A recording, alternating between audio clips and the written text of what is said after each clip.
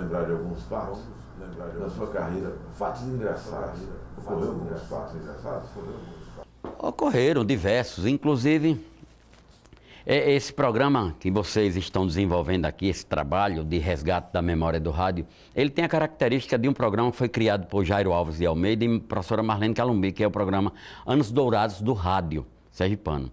Depois de Jairo Alves ter parado, deixado de apresentar esse programa, ou seja, o programa sofreu solução de continuidade, eu cheguei para ele e pedi permissão. Jairo, eu gostaria que você me autorizasse a dar sequência a esse trabalho de resgate da memória do rádio sergipano.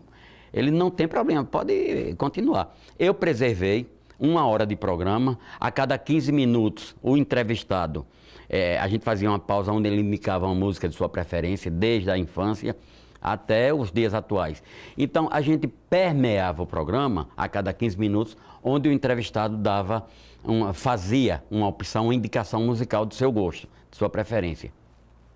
E eu cheguei a entrevistar ainda, inclusive falei até com Moisés, que é um dos entusiastas desse projeto, que eu poderia disponibilizar algumas gravações de pessoas até que já morreram, tipo Laércio Miranda, Luciano Alves, Haroldo Lilessa, Carlos Rodrigues, foram parece que 5 ou 6 que já faleceram, daqueles que eu entrevistei 27 radialistas, e entre 6 ou 7 já faleceram. Né? O que faleceu há 1 ano e meio, aquele que foi do Banco do Brasil, Alceu Monteiro.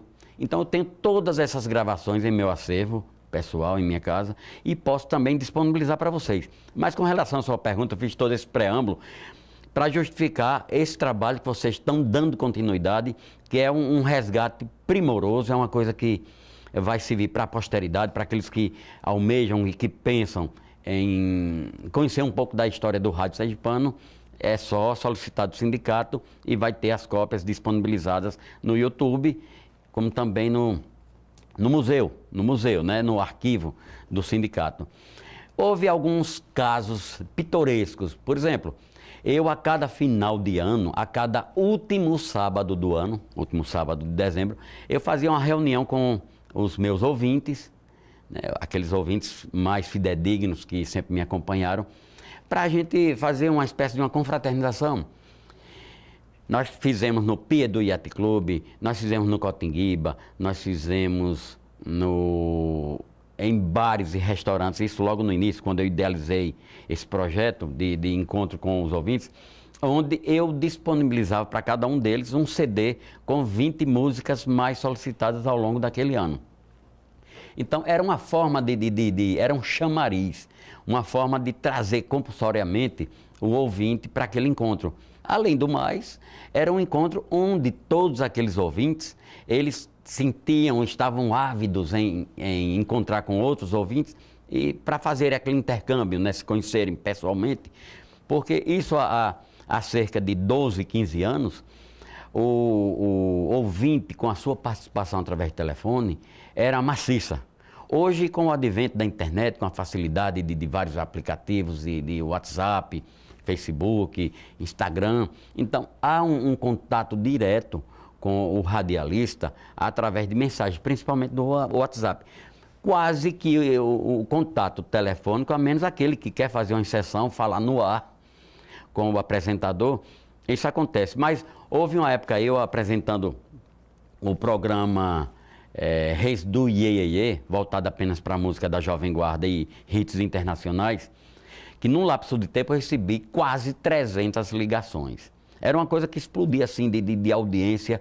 Hoje não acontece mais isso. Eu continuo com 2 horas de programa, mas caiu substancialmente o número de ouvintes através do telefone. E subiu muito através das mensagens de WhatsApp.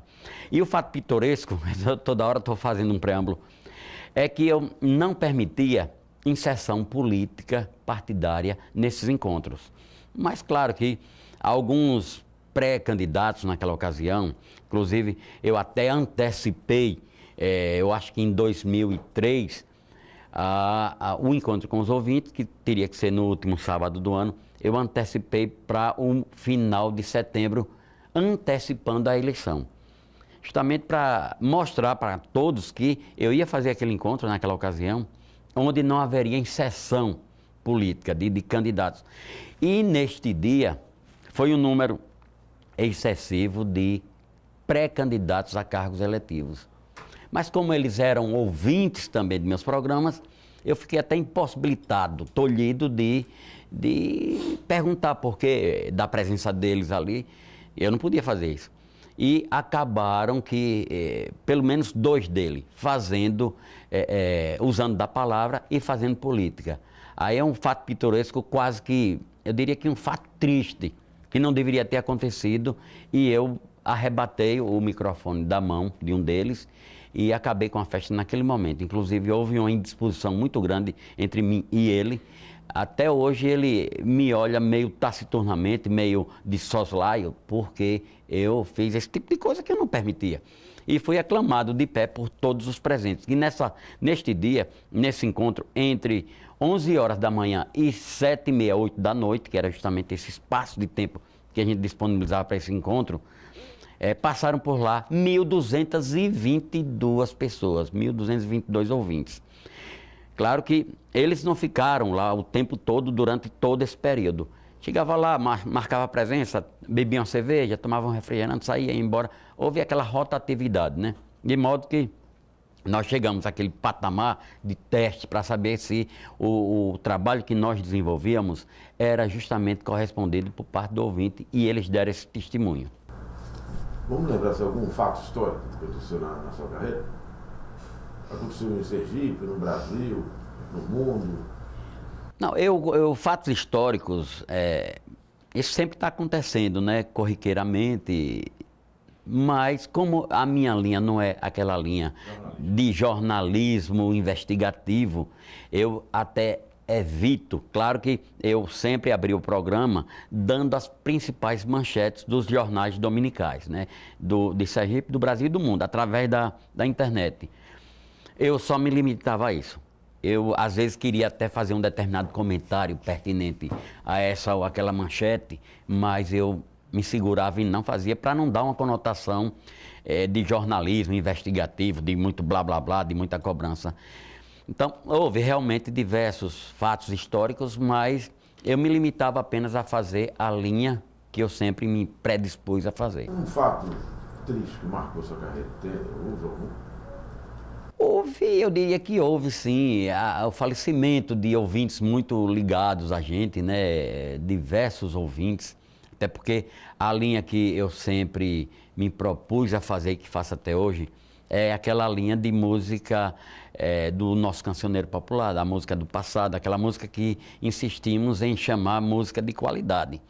Porque a música que existe na atualidade, nós a vemos como uma música sem nexo, sem sentido, uma música banal, que não tem sequer acordes musicais, não tem arranjo, não tem harmonia e não tem poesia.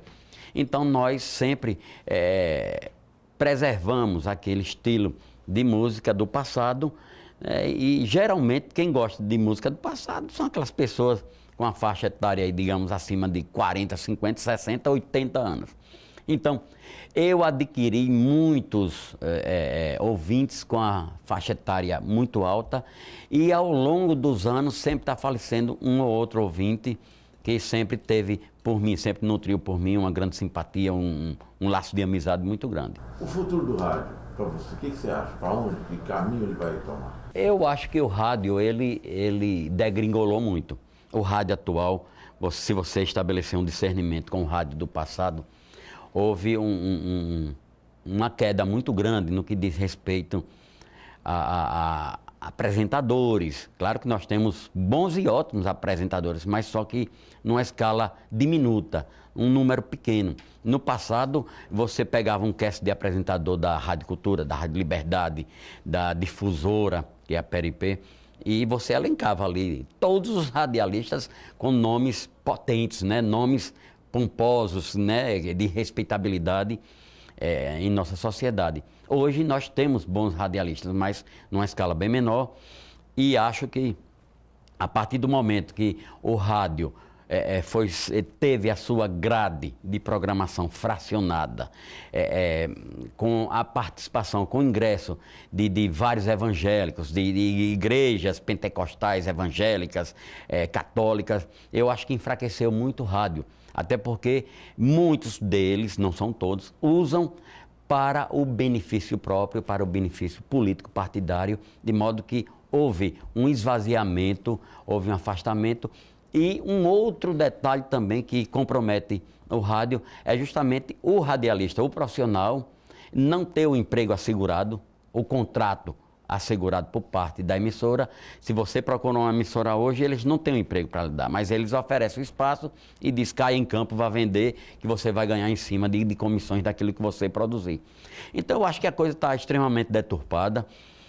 E daqui para frente, se houver, digamos que um sindicato investigativo que cobre, que esteja no pé, como é o sindicato do nosso estado, sobre a batuta de Cabral, eu acho que tem tudo para crescer, mas não crescer na proporcionalidade que nós queremos, como foi no passado. De modo que, se isso não acontecer, a tendência maior é de haver uma queda maior ainda, a ponto do rádio não ter aquela respeitabilidade por parte da coletividade, da sociedade, em suma, dos ouvintes.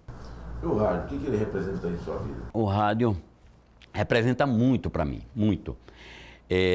Eu acabei me tornando radialista naquela ocasião, quando eu passei a apresentar programas, inclusive Cabral é uma coisa que eu reputo de muito bom gosto, de muita eficiência, digo melhor, é a cobrança que ele faz com relação àqueles profissionais que não são detentores do curso, né, que não tem o aval do sindicato, não é detentor da carteira.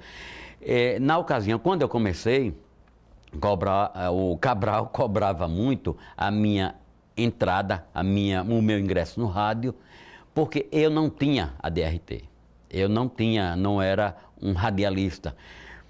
Mas a cobrança foi tão insistente, tão grande, que eu comecei a frequentar, fazer o curso e concluir o curso no tempo hábil, no tempo normal. Naquela ocasião, eu já tinha um nível superior, foi por volta de 94, 95, não lembro bem. Já tinha um nível superior, com pós-graduação, mas não no rádio. Foi a partir da cobrança compulsória dele que eu tive que fazer o curso. E hoje eu sou sindicalizado e tenho acompanhado esse trabalho de Cabral com relação a outras pessoas que estão fazendo rádio, estão apresentando programa até televisivo, né, sem a DRT, sem a mínima condição e capacidade de apresentar. E essa cobrança ele faz de forma sistemática e é por aí. Acho que se ele continuar desta forma, eu não sei quais os outros virão daqui para frente na qualidade de presidente do sindicato, mas se mantiverem aquela linha que ele sempre imprimiu, acredito que possa haver uma melhora em nosso rádio.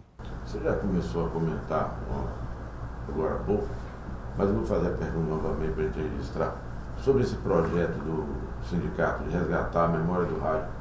O que você pensa sobre esse projeto? Eu acho que é um projeto de tamanho envergadura, é um projeto que veio assim de forma muito bem pensada, né? Porque haja um povo sem memória é um povo que não vai a lugar algum, não tem. Você precisa de fazer uma pesquisa, um trabalho, defende uma tese na faculdade voltada para aquele determinado segmento profissional, onde não há registro do que foi, de como surgiu.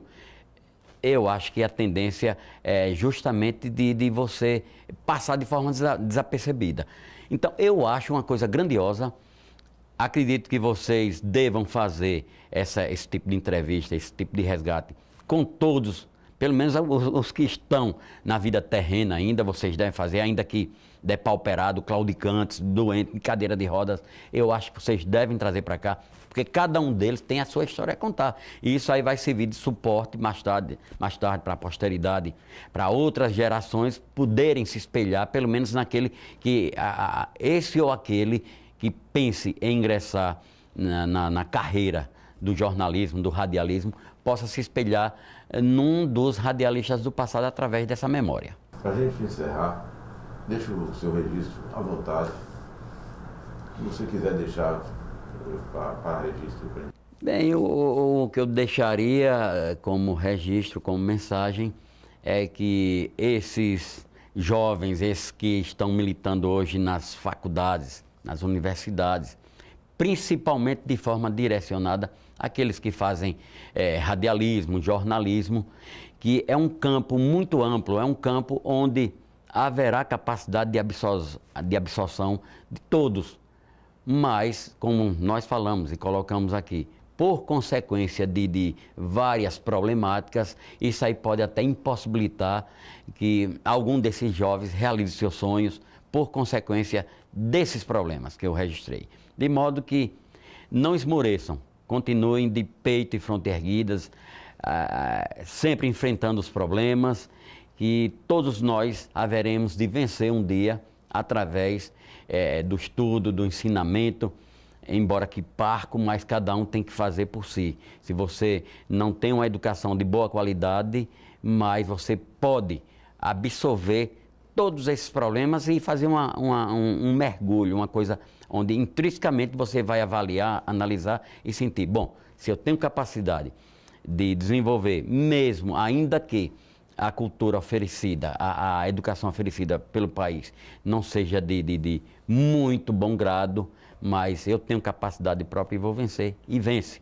A gente tem exemplos aí de vários exponenciais brasileiros no mundo que venceram. No mundo eu até deixaria um pouco de lado, mas do mundo com relação àqueles que por si só já nasceram com o QI muito elevado, né? Mas aqui no Brasil há diversos exemplos de pessoas de origens humildes que enfrentaram desde o ensino fundamental até o ensino superior, pessoas humildes, pobres e que se tornaram potências no que diz respeito à sua capacidade, ao seu próprio investimento no estudo. Porque o estudo, a educação são base para tudo no mundo. De modo que eu agradeço a todos vocês por essa oportunidade e oportunidade esta que será dada para, como eu sugeri aqui, que vocês deem continuidade e que traga todos aqueles que têm a sua história a contar para gerações futuras. Agradeço mais uma vez, muito obrigado.